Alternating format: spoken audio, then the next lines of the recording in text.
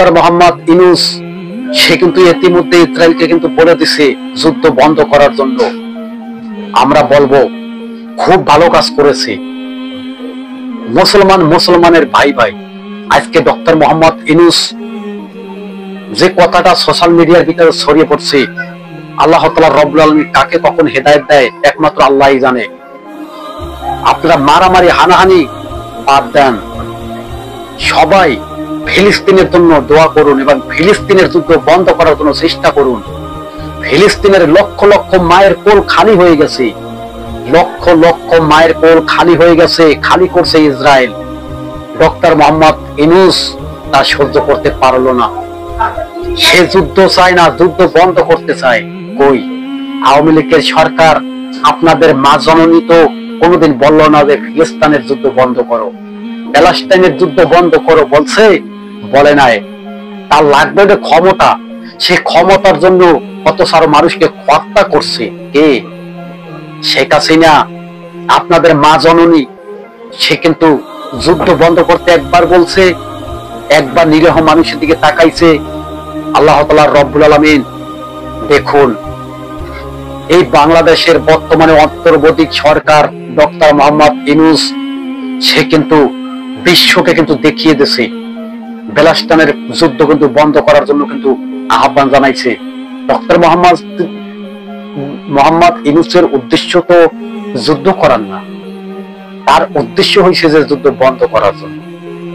ভালো একটি পদক্ষেপ নিয়েছে যে যুদ্ধ বন্ধ করার জন্য মারামারি হানাহানি এগুলো তো ভালো কোনো কাজ না, এত তো মায়ের কোল খালি হয়। ডক্টর মোহাম্মদ ইউনূস যুদ্ধ বন্ধ করার জন্য বিশ্বের ভিতরে তুলে ধরছে। আসলে তবে কি ইসরায়েল কি যুদ্ধ বন্ধ করবে, নত শিকার হবে? না, এই সাধারণ কোন ইসরায়েল না, সাধারণ কোন ইহুদি না রে ভাই, এই সাধারণ কোন ইহুদি না, এ ভয়ঙ্কর ইহুদি। এ কি মনে করছেন ওর লজ্জা শরম বলতে কি আছে জানেন? ওর কোন লজ্জা শরম নাই, কিভাবে থাকবে? ও তো বিধর্ম, ও তো ইহুদি, ওর আবার লজ্জা শরম আছে? ও বিশ্বের সমস্ত মানুষের মাঝখানে বসে যদি ওরে যদি খারাপ ধরনের কথা বলা হয়, তারপরে ও কিন্তু হাসবে, ও কিন্তু হাসবে, ও কিন্তু মনে করবে যে না এটি একটি কোনো মস্কারি। এই যে লক্ষ লক্ষ মায়ের কোল আজকে যে ইহুদিবাদীরা হত্যা করছে না, আল্লাহ তাআলা রব্বুল আলামিন পলাশ ধরে ধরে ধরে ধরে এদেরকে বিচার করবে এবং পলাশ ধরে ধরে হাসরের ময়দানে এদেরকে বিচার করা হবে। আল্লাহ তাআলা রব্বুল আলামিন তো নিজেই ঘোষণা দিয়ে দিয়েছে, নিরীহ মানুষের উপরে হত্যাকাণ্ড চালিও না। পৃথিবীর ভিতরে তো মারামারি হানাহানির জন্য তো পৃথিবীর ভিতরে কোনো মানব জমিনকে তৈরি করে নাই, সবাইকে তো একসাথে থাকার জন্য আল্লাহ তাআলা রব্বুল আলামিন একের এক লক্ষ লক্ষ বার হাজার হাজার বার ঘোষণা করছে যে মানব জাতি সুন্দর পরিবেশে মানুষের সাথে জীবন যাপন করবে। আর এই মানব জাতি কি করছে? মাসিহুদ দাজ্জালের অনুসারীরা পুরো ফিলিস্তিনটাকে ম্যাসাকার করে ফেলছে।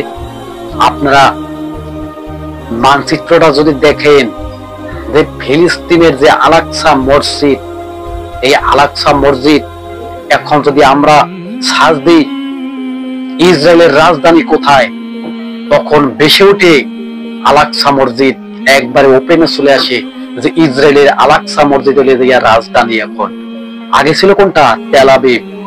এখন কিন্তু সেই তেল আবিব নাই, এখন হয়েছে ইসরায়েলের রাজধানী আল-আকসা। ডক্টর মোহাম্মদ ইউনূসকে আমরা ধন্যবাদ জানাই এই কথাটি বলার জন্য এবং বিশ্বের মিডিয়ার ভিতরে তুলে ধরার জন্য যে ফিলিস্তিনের পক্ষে আমরা আছি। আমাদের 100 ভাগের 99টা মুসলমান, 100 ভাগের 100 মুসলমান এই যুদ্ধ চায় না, এই যুদ্ধ বন্ধ চায়। কিন্তু ইহুদিরা তলে তলে নাদের গুলি সাজাচ্ছে আর এক একটা করে বোমা মারছে, আর প্যালেস্টাইনের মানুষ হত্যাকাণ্ড হয়েছে।